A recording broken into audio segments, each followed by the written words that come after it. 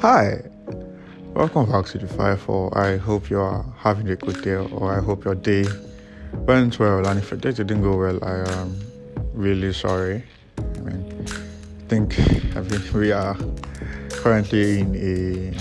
I don't think I should put it like that. Well, like everybody's basically going through hard times, and everybody's basically going through. Everywhere is tight, basically. Everywhere is tough. Everywhere is tiring. Everybody's stressed. Everybody's angry, and we are going to talk about that today. So yeah, today we are going back to the basics of why this channel was created in the first place.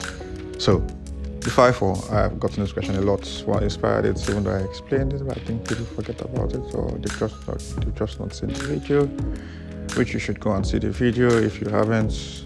But yeah, the 5-4 is basically gotten from Romans 5:4, and where Paul is talking about endurance and strength of character. So yeah, so in the previous verse, Romans 5:3 and 5:4, basically it's just been together. Paul was like, we rejoice when we go through trials, because these trials would develop our strength of character, and we develop our endurance, and we in turn develop our faith. Yeah, and that is where the strengths and then weaknesses come from. Yeah, because like I always say, trials will come, bad things would happen, you would fall, you would stand, things that are actually out of your control will happen to you. And if you are living in Nigeria, that is even worse. Yeah, because at this point it feels like everything that is happening in the country is against everybody in the country, except, well, people doing it, of course. But it feels like everything that's happening is against everybody. Is geared against making you fall. It's geared against making your life just miserable. I mean, look at the dollar rates. But yeah, everywhere is tight, everywhere is tough, and it can be overwhelming. It is overwhelming, actually. Never it can be. It is overwhelming, and it is okay to feel overwhelmed. It is okay to feel tired. It is okay to feel anxious. It is okay to be sad. It is okay to just feel all the negative emotions. Yeah, all the negative emotions. It's okay to feel everything. Do not stop yourself from feeling those emotions, because all you are doing is storing them up in yourself, and then eventually when everything bursts out, you would not be able to control it. So all your negative emotions, I know everywhere is hard, everywhere is this thing, feel them. Feel all the sadness, feel all the overwhelmness, feel all the negative, all the bad emotions, everything. Yeah, but don't dwell in them. Feel everything, go through everything, but don't dwell in them. Always remember to never dwell in them. Feel the sadness, not dwell in the sadness. Feel the overwhelmingness, if I can use that word, but do not dwell in it. Yeah, feel it and then move on.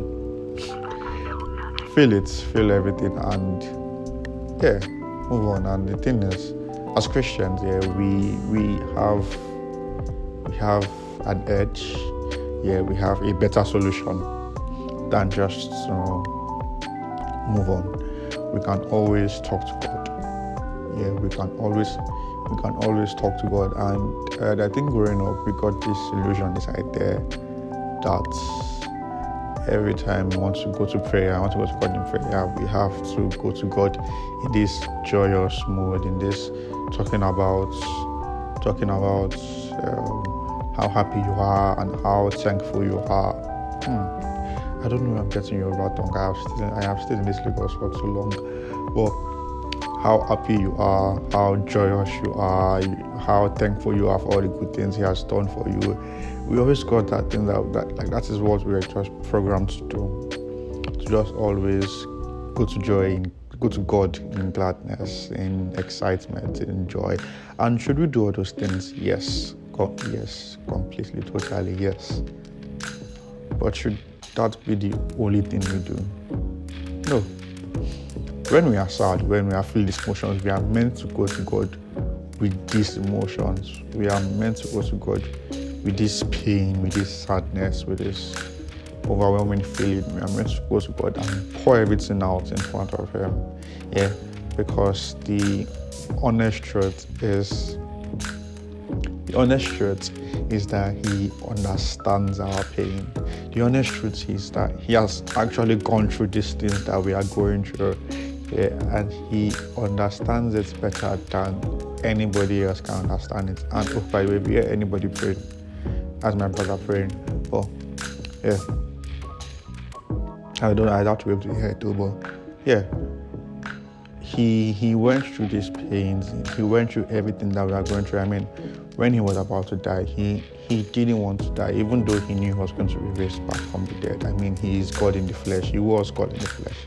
He is God in the flesh. Yeah, He knew He was going to be raised back from the dead, but He still didn't want to us. Like, let this cup pass over me, but let Your will be done. He felt the pain. He felt overwhelmed. He didn't want to do this, but He did it anyway.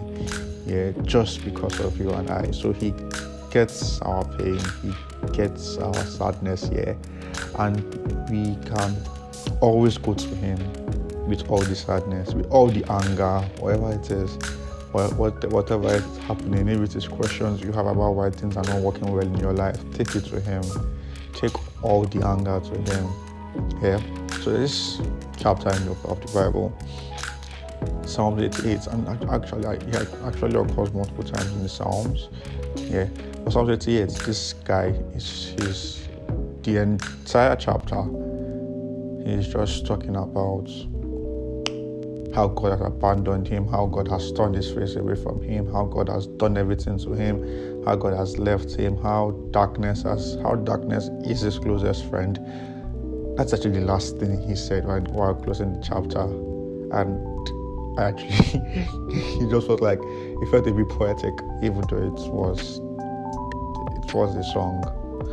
It was a poem or a song. I can't exactly remember. But yeah, how was the last line? Darkness is my closest friend.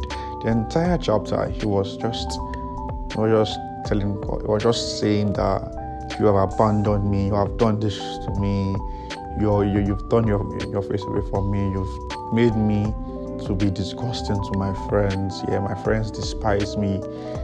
Throughout the chapter, he was just angry, and he was just saying all the anger, all the thoughts and everything. Yeah.